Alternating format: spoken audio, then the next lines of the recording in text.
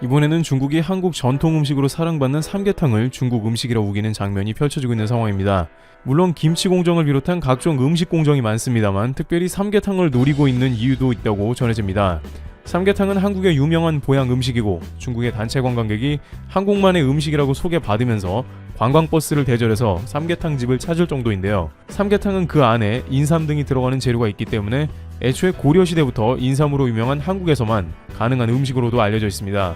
다른 나라에서 인삼 등이 그만큼 효능이 안 나오고 비슷한 닭 요리는 애초에 없었기 때문입니다. 따라서 중국에서는 시도 자체가 완전히 불가능한 장르를 가지고 나왔다는 게 의외라는 지적인데요. 하지만 한국에서 네티즌들은 이러한 보도가 나가자마자 중국 사람들의 말문을 막히는 자료도 제시했습니다. 우선 이 이슈는 아직 중국에서 공산당 관영 언론 등에서 본격적으로 김치공정같이 시작한 이슈는 아닙니다만 중국 거대 기업의 영상 플랫폼 중 하나인 텐센트 비디오와 위티비 등에서 스트림 중인 금삼사옥이라는 명나라 시대의 사극에서 나온 장면에서도 엿보입니다. 주인공들은 중국 명칭 창바이시안, 즉 백두산에서 백년삼을 캤다면서 삼계탕을 먹는 장면이 나옵니다.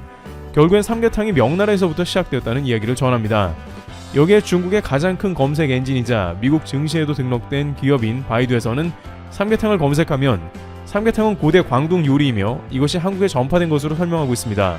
삼계탕은 태양의 후예 등에서 극중 유시진 대위가 삼계탕을 끓이며 그때부터 중국에 알려졌고 유명해졌는데 이제는 삼계탕이 중국 음식이라고 주장하는 겁니다. 그런데 하필 왜 삼계탕인가 하는 의견이 나오는데요. 이에 관해서 중국은 한국의 유명 음식만 골라서 중국 음식이라고 주장한다는 의견도 제기되고 있습니다. 가장 큰 이유는 이것이 돈이 된다는 것입니다. 김치는 한국에서 가장 유명한 음식인데 중국은 미국에도 김치를 많이 수출하며 어떻게든 돈을 벌고 있습니다. 그런데 삼계탕도 미슐랭 가이드에 등록되는 등 세계적으로 알려지면서 유명세를 탔다는 것이 그 이유입니다. 만들면 돈이 된다는 것이라 관련 중국 기업이 이를 부추긴다는 의견이 공유되고 있는 것입니다. 또한 역시 세계적 음식 가이드인 미슐랭 코리아에 등록된 간장게장이나 냉면도 최근 중국 꼬리표를 붙이려고 합니다. 모두 한국뿐만 아니라 전 세계인에 알려지는 음식들인데 중국에서 이를 시샘에 자기 것으로 주장하면서도 전 세계 시장에 팔아 이득을 취하려는 움직임을 보입니다. 즉 대부분의 중국 음식 공정들이 기업들과 연관되어 있으며 이 가운데 한중 가운데 잡음이 생기면 나중에 공산당의 관영신문이 이 문제를 공론화하는 과정이 반복되고 있습니다. 하지만 국내에서는 삼계탕에 관해서는 한국이 언급할 가치도 없다는 확신에 가까운 의견이 전해지고 있습니다. 왜냐하면 2015년 중국의 리커창 총리가 한국 방한시에 한국 삼계탕을 중국에 알리겠다고 공언했기 때문입니다. 리커창은 현재 시진핑 주석에 이어 명실공히 2인자로 장차 중국의 차기 주석이 될 수도 있는 인물이기도 합니다. 그는 한국 삼계탕의 비법을 중국에 수입하게 됐다라며 중국에 널리 추천하겠다고 한국 국회에서 연설했습니다. 그는 이런 맛있는 음식이 중국에 들어오면 많은 사람들이 즐길 수 있을 것이라고 말했습니다. 이 말은 중국에 애초에 없는 음식이라는 것입니다. 일각에서는 삼계탕 공정은 없을 것으로 보인다면서 공산당의 제2인자가 한국 음식이라고 공언했기 때문에 당분간은 잠잠할 것이 확실하다는 의견을 제시했습니다. 또한 이를 계기로 한국의 삼계탕은 본격적으로 중국에 수출되는 계기도 맞게 되었던 것입니다. 하지만 다른 한편에서는 최근 중국이 미국에게조차 미국은 쇠퇴하고 중국이 떠오르고 있다고 하는 등 다른 어느 때보다 거센 움직임을 보이고 있어 앞으로 말을 바꿀 가능성도 없지는 않다는 전망도 합니다. 이와 같이 중국은 지속적으로 음식 공정을 실행 중입니다만 결국 자중질환에 빠져있는 모습이 반복되고 있습니다. 트래블튜브 여기서 마치겠습니다. 감사합니다. 미얀마 군부를 향한 한국과 국제사회의 제재에도 불구하고 미얀마 사태는 점점 더 심각해지고 있습니다. AFP 통신에 따르면 방콕에서 열린 국제미인대회에 미얀마 대표로 참가한 여성 한 레이 씨는 미얀마 군부에 맞서고 있는 미얀마 시민을 도와달라, 미얀마의 많은 사람들이 군부의 총에 맞아 죽고 있다, 우리 국민을 도와달라, 제발 살려달라 라고 호소했습니다. 5천만 명이 넘는 미얀마 시민들의 분노가 최근 정점을 찍은 것은 군부 총격으로 미얀마의 7살 소녀가 사망한 사건이 알려지면서입니다. BBC는 군부 반대 시위가 이어지고 있는 미얀마 만달레이에서 7살 어린이가 군경의 총에 맞아 숨졌다. 군사 쿠데타 발발 이후 최연소 사망자다. 유가족은 사건 당시 아이가 집에 들이닥친 군경을 피해 아버지를 향해 달려가다가 끔찍한 일이 벌어졌다고 밝혔다. 군부는 무기를 수색한다는 명목으로 동네 집들을 하나하나 뒤지던 중이었다. 숨진 7살 소녀 킴며칫의 언니에 따르면 미얀마 군경이 문을 발로 차서 열었고 문이 열리자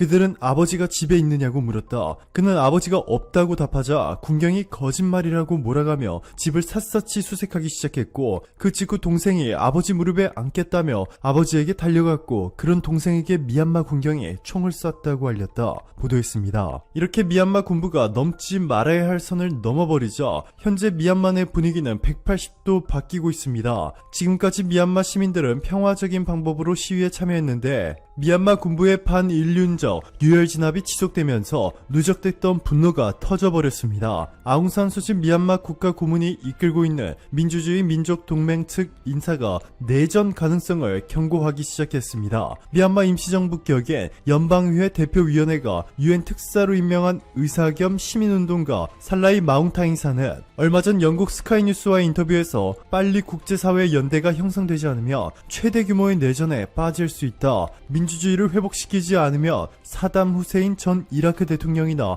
리비아 독재자 무아마르 카다피, 9.11 테러의 주범 오사마 빈라덴처럼 체포당하거나 비극적인 결말을 맞이할 것이다. 더 이상 성명은 필요 없다. 외교, 경제, 정치적으로 더 강한 제재를 원한다. 경고했습니다. 미얀마 민주진영과 미얀마 소수민족 반군의 연대설까지 나오고 있는 가운데 군부와 카친족 반군 간 무력 충돌도 실제 발생했습니다. 최근 이리와디와 미얀마 나우 등 현지 매체에 따르면 카친주 인잔 장국 귀따우 마을 인근에서 미얀마군과 카친 독립군 충돌이 계속되면서 마을 주민 40여 명이 마을을 떠났습니다. 지난 16일에는 200명이 넘는 마을 주민들이 카친주 주도인 미치나에 있는 팔라나 난민촌으로 피신하기 위해 강을 건넜는데요. 군부와 카친 독립군의 충돌은 15일 저녁에 발생했습니다. 카친 독립군 반군이 귀따우 마을의 미얀마군 전초 기지를 급습한 것입니다. 오후 7시 자정까지 대포로 서로를 향해 공격하는 소리가 계속 들렸고, 전날 오전 카친 독립군은 미얀마 군부의 파칸 기지도 공격한 것으로 알려졌습니다.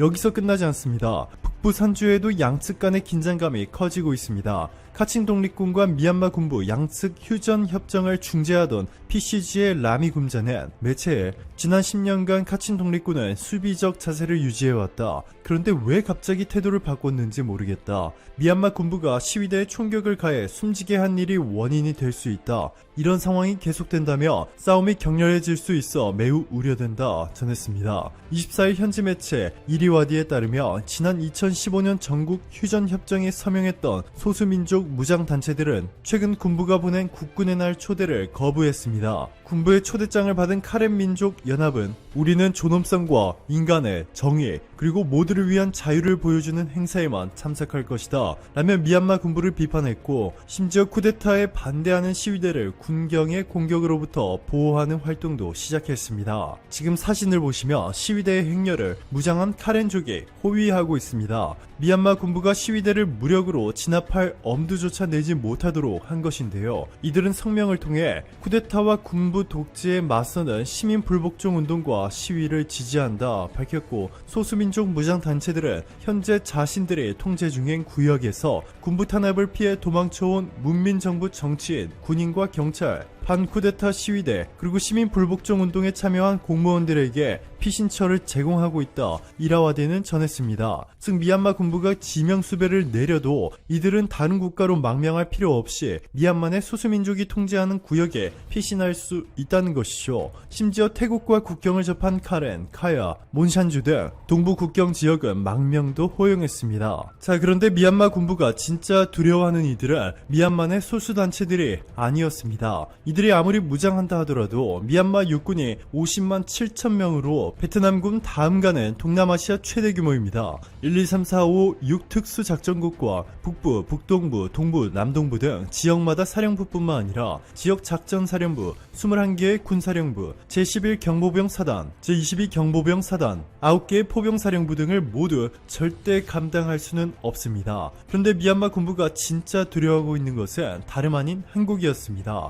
지난번 지난번 최고 수익률 채널을 통해 업로드한 이 영상, 미얀마 군부가 한국에 복수하려 했다가 한국과 미얀마 시위대의 초강력 한방 콜라보레이션에 미얀마 군부 초토화라는 제목의 이 영상을 통해 미얀마 반쿠데타 시위대 운동가들이 놀랍게도 한국에서 자금을 모아 미얀마로 보내고 있다는 놀라운 소식 전해드렸습니다. 미얀마 군부의 자금줄이 한국의 제재로 완전히 막혀버릴 위기에 처한 상황 속에서 한국이 다른 어느 나라들보다 미얀마에 많은 지원금을 보내고 있다는 사실이 알려지면서 미얀마 군부는 굉장한 위협을 받고 있는데요. 최근 이재명 경기도지사가 미얀마 민주주의 네트워크 공동대표인 얀나잉퉁 소모뚜를 만났다는 소식까지 전해지면서 미얀마 군부는 망연자실하고 있습니다. 이재명 지사의 강력한 추진력은 한국에서뿐만 아니라 일본과 동남아에서도 유명해졌습니다. 대한민국 변호사 출신의 정치인으로 직설적인 언어 선택과 함께 과감한 추진력으로 시원하게 일처리를 했다는 평가를 받으며 탄산사이다라는 별명을 얻었습니다.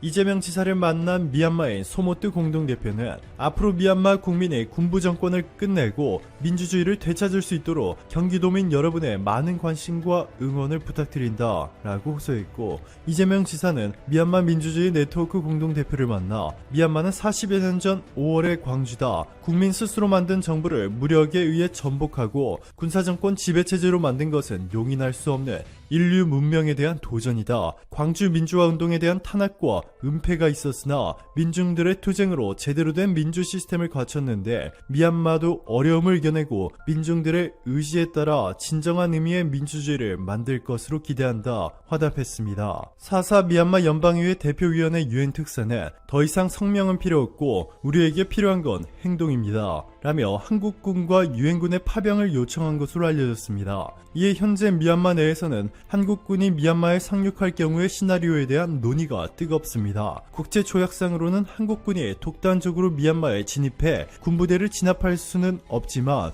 미얀마 군부가 안보리 조약을 어기고 계속해서 무차별적으로 인권을 훼손하는 행위를 지속할 경우 합법적으로 평화유지군이 투입되고 그 안에는 한국군도 포함됩니다. 한국의 파병 전력은 상상을 초월하고 있습니다. 한국군의 아크 부대는 아랍에미리트 현지군의 교육훈련을 맡을 정도로 세계적인 인정을 받았고 아덴만 작전으로 유명한 청해 부대와 이외 아시아 최고라 평가받는 한국의 특수부대들을 미얀마군이 절대 감당할 수 없을 것이라는 것이 전문가들의 공통된 의견입니다. 송영길 외교통일위원장은 미얀마군 쿠데타에 반대하는 미얀마 시민들 사이에서의 경례에 세 손가락 경례를 하며 이렇게 말했습니다.